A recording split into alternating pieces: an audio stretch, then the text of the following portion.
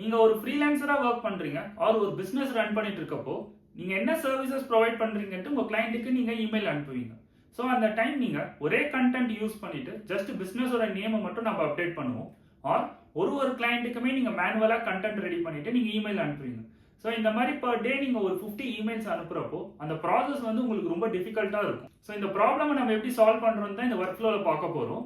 So Google ஷீட்ஸ்ல நம்ம பிசினஸோட name, email ID, அப்புறம் அவங்க என்ன இண்டஸ்ட்ரியில இருக்காங்க லைக் ரியல் எஸ்டேட்டா, கன்ஸ்ட்ரக்ஷன் ஆர் இகாமர்ஸான்ட்டு நம்ம ஸ்டோர் பண்ணிக்கிறோம்.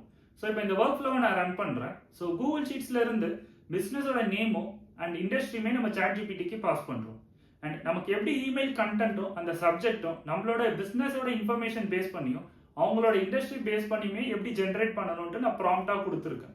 ஸோ இந்த மாதிரி நம்ம பர்சனலைஸ்டா இமெயில் அனுப்புறப்போ உங்களுக்கு கன்வர்ஷன் ரேட்டுமே வந்துட்டு பாசிட்டிவா இருக்கும். ஸோ ஒன்ஸ் நம்ம இமெயில் சென்ட் பண்ணிட்டு கூகுள் ஷீட்ஸ்ல நம்ம ஸ்டேட்டஸை அப்டேட் பண்ணிக்கிறோம்.